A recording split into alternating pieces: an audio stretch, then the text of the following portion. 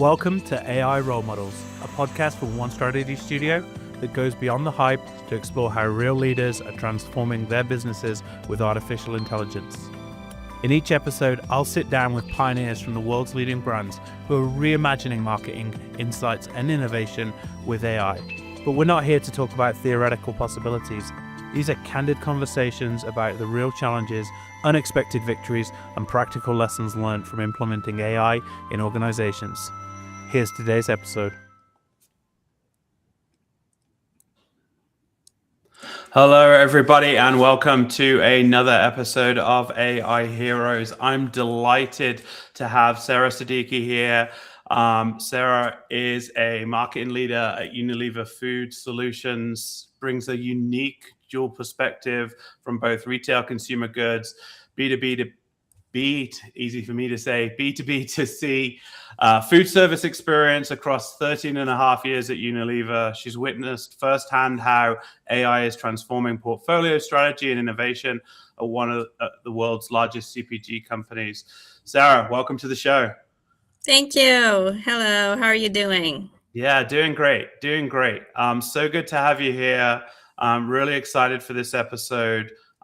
Before we kind of dive in, I know we're going to talk a lot about kind of some of the kind of 3-bucket framework that you've developed for thinking about AI, share a little bit about the success you've seen, and then also kind of some areas where you've seen kind of limitations of AI. But let's kind of dive in on the background first. Maybe walk us through a little bit about your kind of journey at Unilever. Obviously, nearly 14 years there across 6 categories, 3 markets. Kind of what drew you to kind of portfolio strategy and innovation? Yeah, no, I think, I spent quite a long time at Unilever, and I think the beauty of, working for a big consumer goods company is that you experience firsthand how categories are shaping the market, shaping consumer behavior. And as we move from, targeting, I think when I started my career, we were targeting millennials, and soon we moved to Gen Z. Now we're talking about Gen Alpha, so it's very interesting to see how the perspectives change, Yep. how consumer behaviors change, and how they shape the brands, even if they are like 100 years old. So I think that's what really drew me. If you were to talk about, a psychological perspective of it, is definitely the science behind consumer behavior. Yep. Um, and then looking at a business perspective, it's really, how can you leverage those beautiful brands and then create portfolios out of those which really serve the future, and shape the industry, and for the future, actually. So I think that's what drew me to, portfolio strategy and innovation.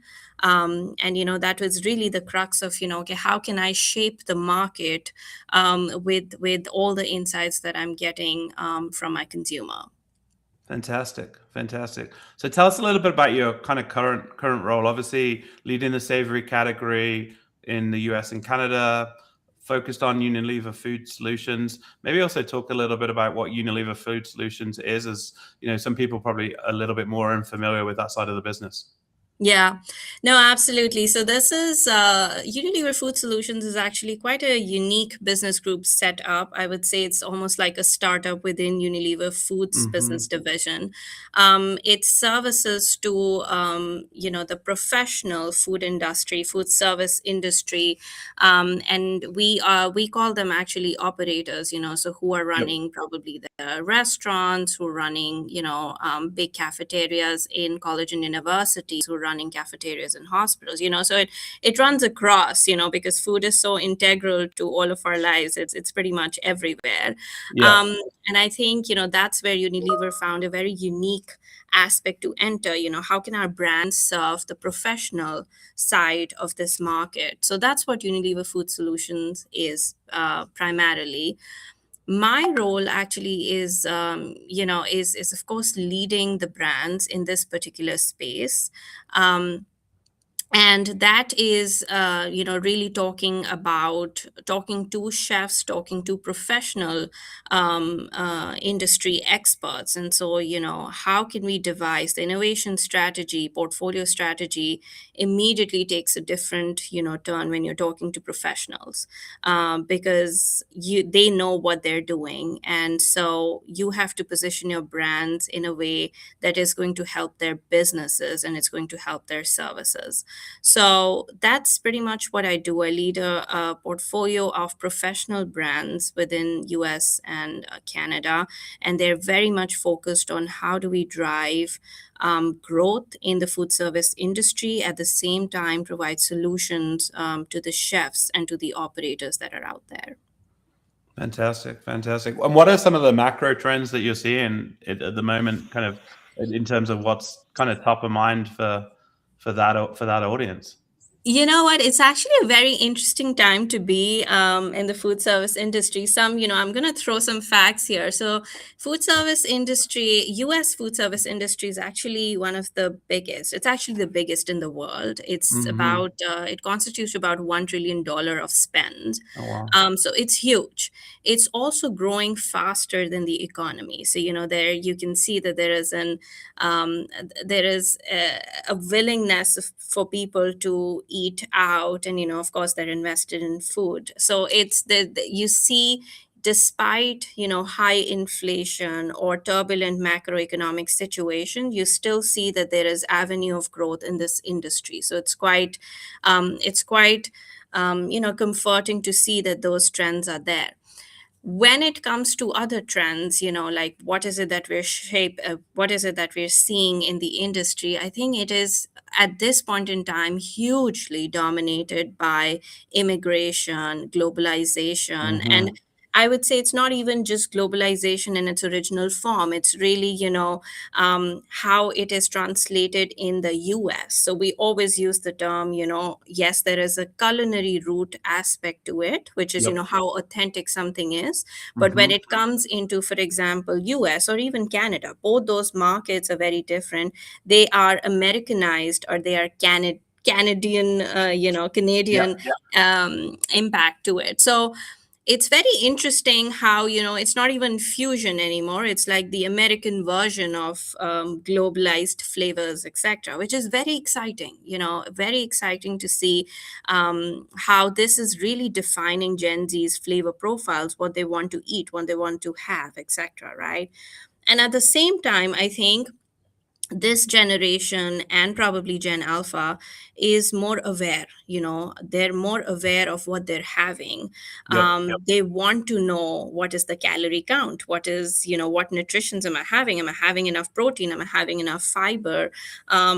And I think that's very new for us, as industry leaders, as marketers, and adjust our thinking according to that. And it's not just about whether it's healthy or not, which is Yeah. what the norm used to be. It's really about, okay, of what I'm having. That makes us more conscious, as as innovators, as marketers, to really think about our portfolio. Is it well suited for particular health needs or particular Hmm. changing needs of diners and operators? Because of course, when diners request it, consumers request it, chefs and operators want to serve it. So that's those two things. I feel they're very interesting. They're here to stay, and they're really going to shape the industry going forward. Yeah, 100%. So switching gears a little bit and thinking about kind of innovation and portfolio strategy, talk to me a little bit about kind of when AI first appeared on your radar, as you started, whether that be in your personal life or business life, and kind of what was your initial reaction to kind of the possibilities that it brings for the future? Yeah, I think AI has been kind of, I've been hearing this word for now about four years at least, Hmm. to say the least. And I think how it started off was, I feel, and I still feel to some extent, as a buzzword.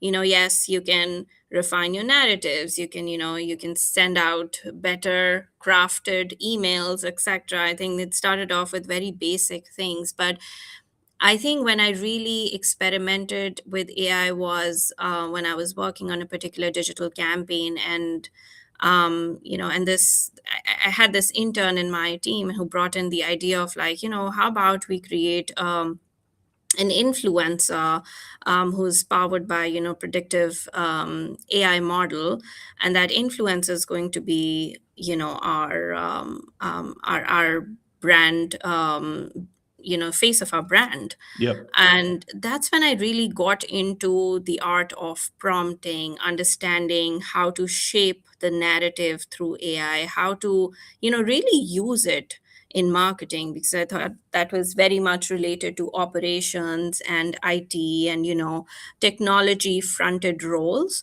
But I Hmm. think that's what opened my eyes to, oh my God, I can really use it in actually any aspect of it. And honestly, the way that model interacted with data, the insights that we got out of it, and the way it shaped our narrative going forward, because we were continuously refining, defining the Yep. narrative along that line. I think it.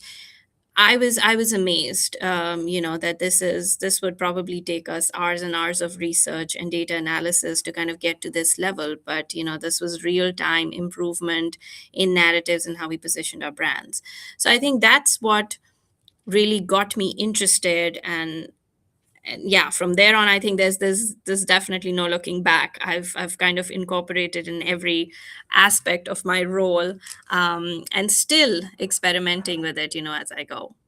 I mean, I think that's the key point, right? The experimentation is huge, and just we've seen in the last couple of weeks another round of major updates to many of the models with OpenAI 5.3, the latest version of Claude Opus, and just again, just what we thought was the limitations of the model 2 months ago, 6 months ago, it just been Yeah. completely kind of blown away with every iteration. It's an incredibly exciting time.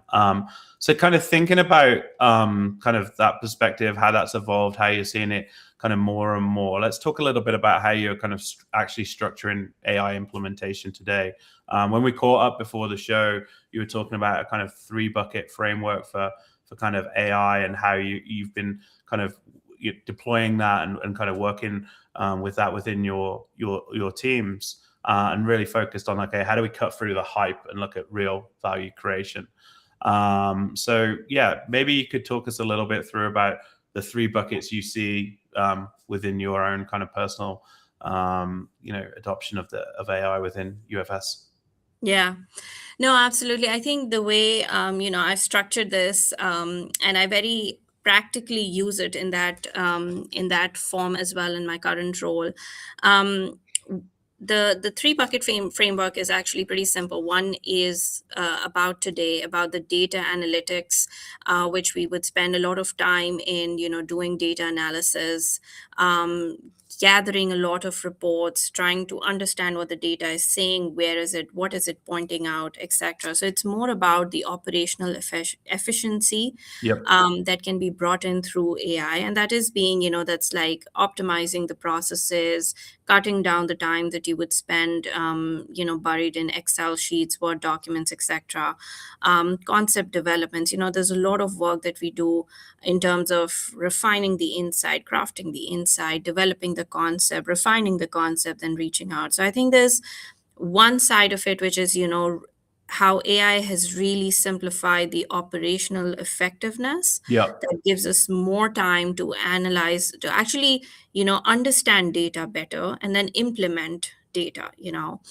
And I would say that's a short, medium, and a long term kind of a thing. It's here to stay. It's here to, help us solve things. It helps us to go faster as well. I think the other bucket that I categorize is how we then interact with, the consumers and the operators, where initially we would have these, like interfaces set up where there was a human interacting with consumers, or you actually had to go in and manually feed in certain things into the systems, and just rely on a human interaction basically. Hmm. And I think that part has changed significantly, and that is, again, we're learning in that space. I'm also learning in that space, because that is really defining the algorithms in terms of digital marketing, in terms of how you place your content, in terms of what you learn from the content that consumers are interacting with.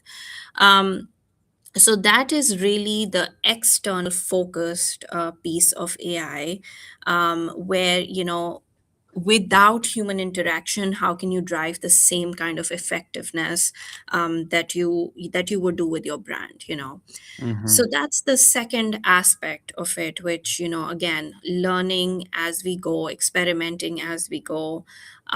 There's quite a few journeys, digital interaction journeys that we've built in the system. And it's always, a plug and play model in terms of, okay, this is working, this is not working, this is what I'm projecting to the consumers and operators, and maybe they're not interacting with this, so switch gears and do that. Initially I would do all of those things manually with my media team and digital marketing team. Hmm. Those That interaction is now very streamlined. And I think the third piece is very forward looking. The third bucket is very forward looking. It's about defining what the future of the market is going to look like, understanding the demand spaces, understanding the trends that are out there in the market, and doing a bit of predictive analysis, right? Because if I were to do it a traditional way, I would look at something that is big today. But I would completely miss out on some of the nuances of what are people talking about, what are diners talking about, what are restaurants talking about. It may be small in volume today, but its growth is exponential. Hmm. um, so I think that's where I'm now using AI a lot more, to understand what is the future demand space, future trends going to look like. And that's where I need to be. That's where I need to start work today, be ready, or build capabilities today so that I'm ready for it tomorrow. And I think I can give an example. We work very closely with operators in identifying trends, particularly related to cuisine. And this is probably a very basic example, but Asian was always on our radar to some Hmm. extent. But Yep. I think the way we saw a boom in, say, Korean cuisine in the last 5 years, and Korean everything, I think had we been more prepared, we would have had, tremendous success in this particular area with, a lot of things, a lot of readiness for this boom in trend. But there's definitely more things coming up, and it's not to say that you're late on this, but how do you capture on those trends as they are picking up? So that for you as a marketer and a business leader, that is a space to own. That is where you can sort of say that this is what you stand for. So I think that's the third bucket, and I would say between the three, the first two is definitely immediate, now, today, and midterm, Mm. and the third one is future, forward. And I think we need to kind of prepare ourselves for both. We have to secure our today, we have to work towards improving our tomorrow, when it comes to industry growth, when it comes to innovation, when it comes to portfolio design. When you think about that term kind of future, what does that mean in terms of how far out are we talking? And has that changed at all? What if as cycles get faster, both like on the the initial insights phase through to the manufacturing phase through to kind of going to market, how has kind of the term future evolved over the last few years? Yeah, I think it's funny how, probably couple of years ago future would mean 10 years. Now Mm. future really means 3 to 5 years, because Yeah. that's how quickly things change. That's how quickly norms change, perceptions change. I think even, um, for us as marketers, is, it's very interesting to read through the dynamics of consumers. Like, we are understanding Gen Z and their behavior patterns, but we do not have a lot of data insights in terms of Gen Alpha, so how are they going to Hmm. interact with certain things? How is the macroeconomic world politics, economic situation going to shape their personality and their point of views, and that is going to have a direct impact on the industry as well. So I think that's why I say 3 to 5 years is the window for which you have to be prepared, but at the same time be very agile and flexible, because things can change. I mean, um, COVID happened 2020. No one predicted it. No one could ever think what Yeah. would happen, but it really shaped, industries post that. So I think it is really about that right window of, identifying how soon can you react and how flexible can you be in order to react to those changes.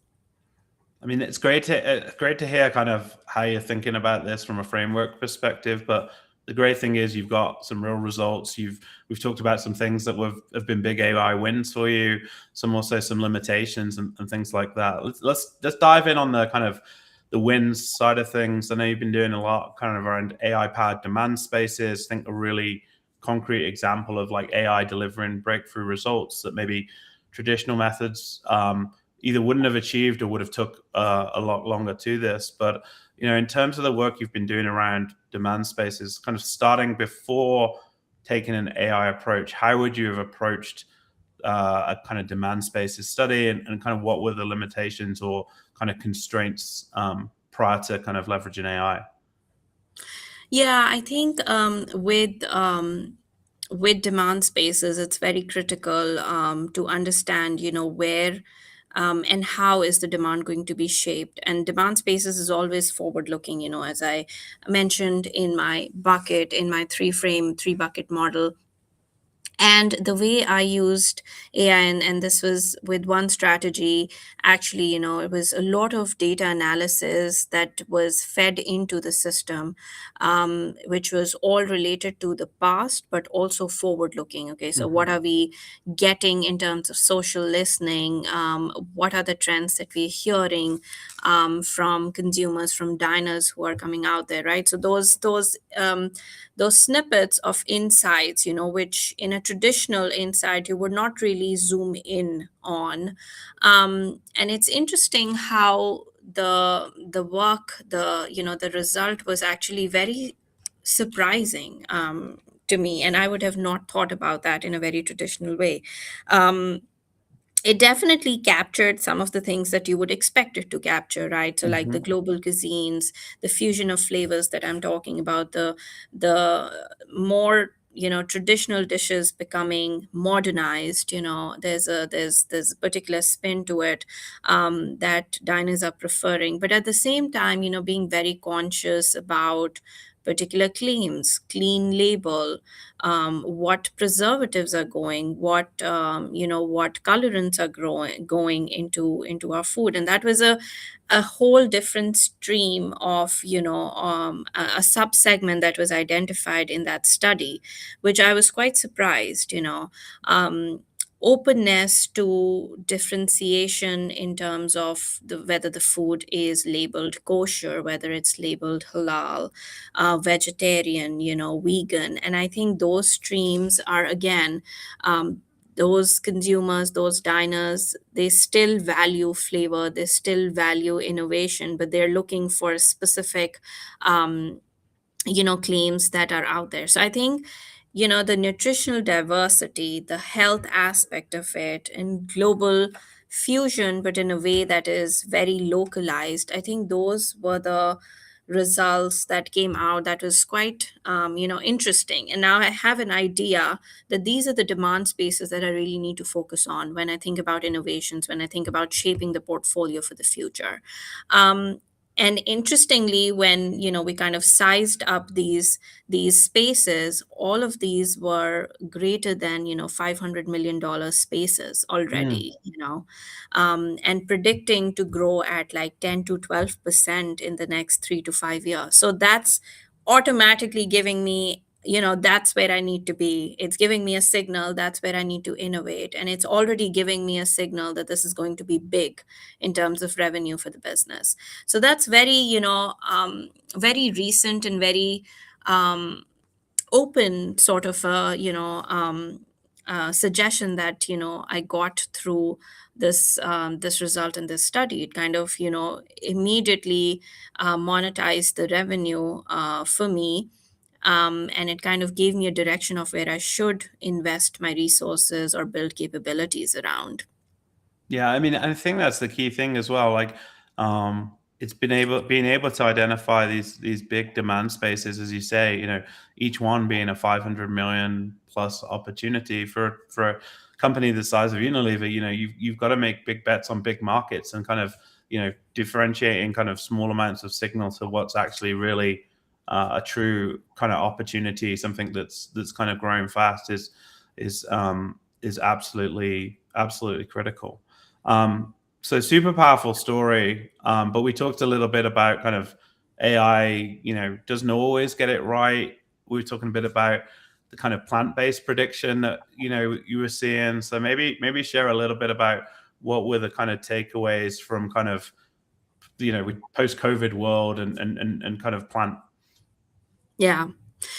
I think it's interesting because I started off this work in my previous role as well, where I was doing a little bit of research on nutritional diversity and how it's going to shape the eating patterns, for whether there's diners who are eating out at restaurants or consumers who are eating at home. And of course, plant-based was on the rise. It was a I would say it was a term that became mainstream in 2018, 2019, Yep. and there was, of course, technology linked to it. And anything that is backed by technology, science, there's always some merit to it.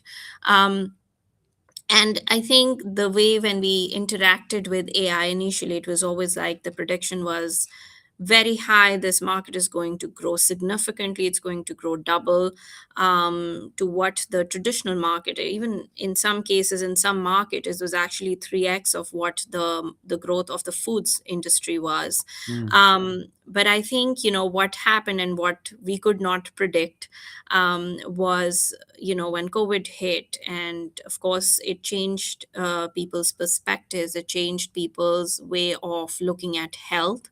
Hmm. It also kind of made them more aware, as I spoke about. And I think this is a trend that we're seeing now, and they kind of realize, wait a minute, this is processed to a level which has more preservatives. It is not, it's not anymore organic, of course, because it is processed to a level where it's probably not good for our health, even though it is plant based. There's definitely a good aspect linked to it, where you're focusing on plant-based diets, but this is definitely not what you would be consuming for a long term. So I think that shift almost happened immediately, in 21, 22, when the food industry was settling in, when consumers were settling in their eating habits, what they're eating, why they're eating. And then we suddenly saw, the market, the plant-based market shrinking. Not The preference was not as high, the sentiment was not as positive as it was initially, when this term kind of was Yeah. became mainstream. And that kind of it was interesting, because now that's going to shape certain norms, are going to shape the market, right? Because what are you eating, what are you having? Is it preservative heavy? Is it artificial color heavy? Those are the things we would not think about previously. But now Plant-based is one example, but I think what's on the rise and what's coming next is, the MAHA movement, which is Make America Healthy Again. It's Hmm. all about, no preservatives, no artificial flavors, no artificial colorants. And so a lot of things are going to change in front of us. A lot of the snacks that, consumers were very used to having, they're going to change significantly. And that's also because people will realize, okay, this is probably the norm now. This is how it should Mm. be. I am closer to nature this way, So it's it's that prediction. It's again, it's going back to consumer behavior and what things are changing. So yes, I mean that was a significant boom that had we relied on AI, we would have totally gotten it wrong. So there is definitely that aspect of reality that needs to be brought in as you go through the process of developing, okay, what my future is going to look like. Yeah, I mean, I think the kind of "Make America Healthy Again" examples, like, one of those things that would have been really difficult to predict how much that would change. So I think, kind of, I guess, two stories that really frame where AI excels, where it potentially, there's certain kind of things outside of its scope that it might struggle with. So, a lot of insights leaders and innovation leaders I talk to are focused very much on how do you balance this AI and human judgment. And I know you've got a really kind of interesting perspective on this, and kind of how to look at kind of how AI can reduce innovation failure rates, but it's still not going to kind of eliminate unpredictability. Would love to just kind of hear a little bit of your thoughts on kind of getting that balance right between what's AI leading with and where human judgment still really essential. Yeah, I think as a marketer, we very much rely on insights. We very much rely on consumer behavior, and as we're learning to navigate this world of AI and how it's shaping certain things, we have to keep in mind that there is definitely still a human at the end of the day that we are targeting, a human that we are serving, and it's not always going to be predictable. Mm. And that's why there's still going to be brand managers, portfolio managers. That's good to know in the world of AI. But that's that human sense is critical. And the reason for that is, again, data analysis, etc., is going to take you to a certain level, certain degree. It's also going to give you solutions which are very realistic, but at the same time, a sense check of how a human is going to interact with it, how he's going to kind of take this into consideration, and what other factors are there which probably you would not have predicted. Things change. There's macroeconomic factor that I spoke about, that is not entirely 100% predictable, but at the same time there are some internal factors that can change. How is immigration shaping cultural diversity? Mhm. How is the cost or inflation shaping the value that an operator is driving? So there are always going to be certain aspects that will have to be kind of manually entered, manually checked, as we ride this journey of experimentation, learning, especially with innovation in the food service industry. I would say this is going to be a journey, and I think we will definitely get better at it. There's Mhm. always going to be that level of predictability that you're going to put into, and there's always going to be this some science, that human science or human psychology that you're going to bring into as well. So it's the balance will keep shifting, I feel, as we move along, but there's definitely going to be the role of both in the near to long term, I would say. Yeah, I think one of the most interesting things you shared with me prior to this call was that typically you would see, innovation always has a there's high failure rates associated with innovation. The whole point, you're innovating, you're iterating, not everything's going to stick. But you talked about kind of the kind of failure rate kind of going from 80% down to about 60%. So that seems like a huge, in terms of this hybrid approach of AI and humans. Kind of, do you think that 60% is the limit, or do you think we're going to a world where we can truly innovate and have a failure rate down at 40-30%? No, absolutely, absolutely. And I think we're headed there for sure. There's more data, there's more insights to support.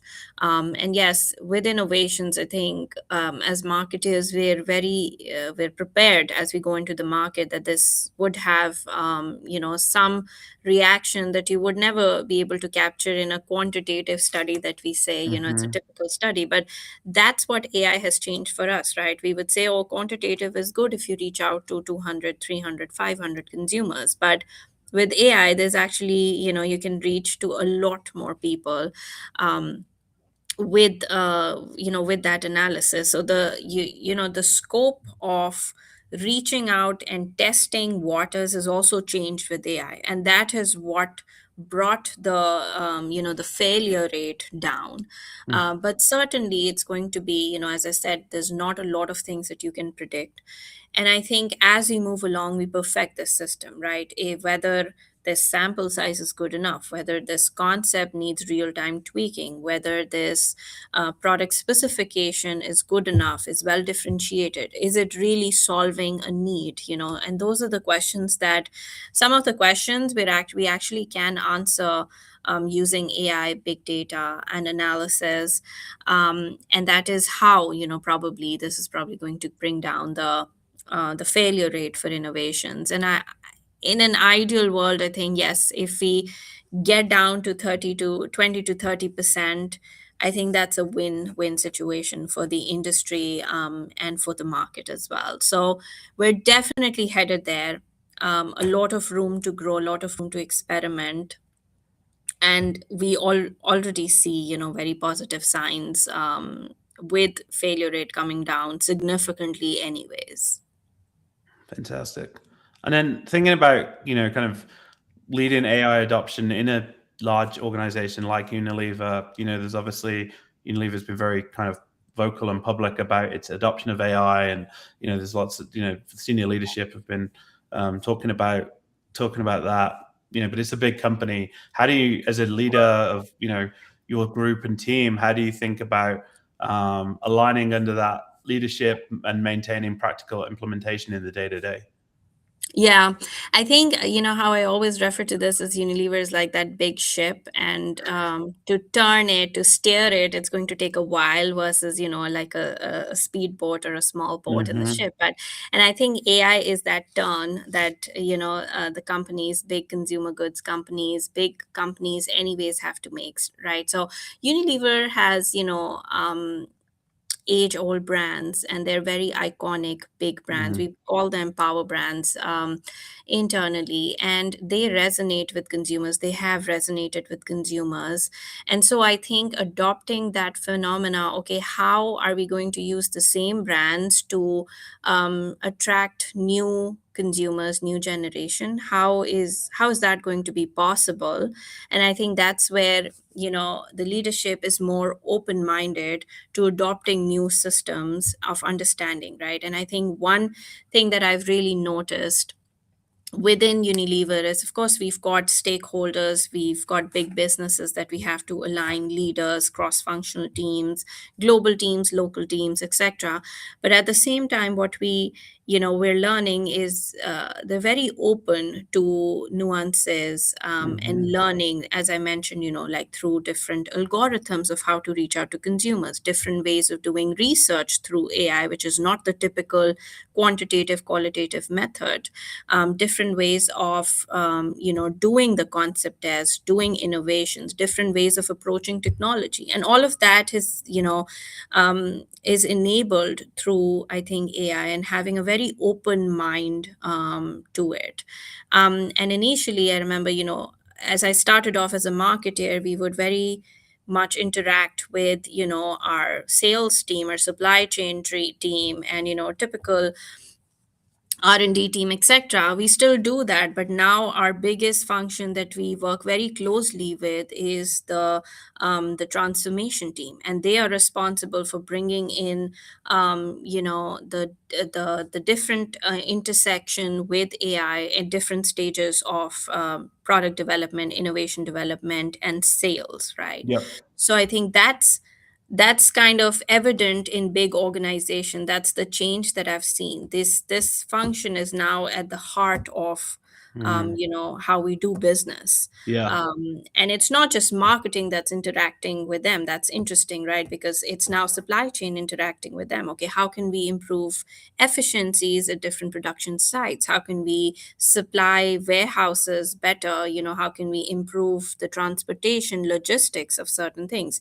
It's also CD interaction with, or customer development, as we call it, a sales team interacting with the system. How can we reach out to potential buyers more efficiently? Where are these buyers situated? What are their roles and responsibilities? What are they looking for? What are their interests? So Hmm.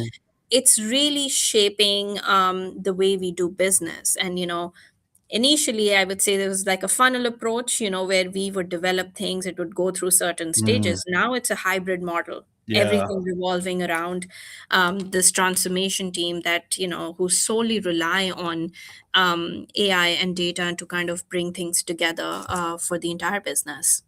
Fantastic. Sarah, I mean, firstly, thanks for sharing such a candid view of your experience, super honest, practical perspective. It's exactly what the industry needs to move forward kind of thoughtfully rather than just chasing hype. I guess as we kind of conclude the episode and round out, I guess is there any thoughts or final thoughts or advice you'd give to other leaders in this space with regards to kind of their approach to thinking about kind of AI or what they should be doing. You talked a lot about experimentation and curiosity and giving the team space, but yeah, we'd love to just kind of get a closing thought on kind of AI adoption in general. Yeah, I think one thing that I would, talk about, or it's an advice, not for everyone else, it's also for me.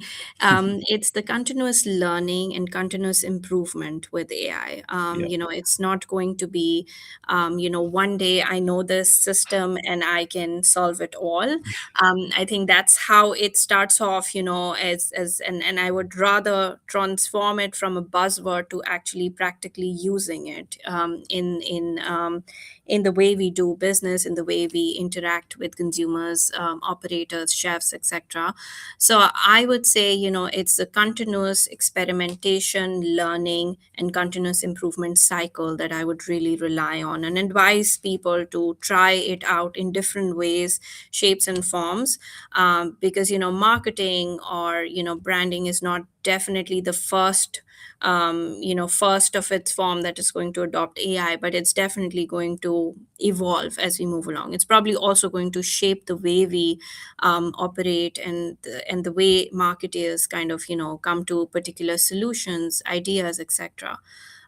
So I think that's what I would kind of there's just a thought that I would leave Mm. everyone with.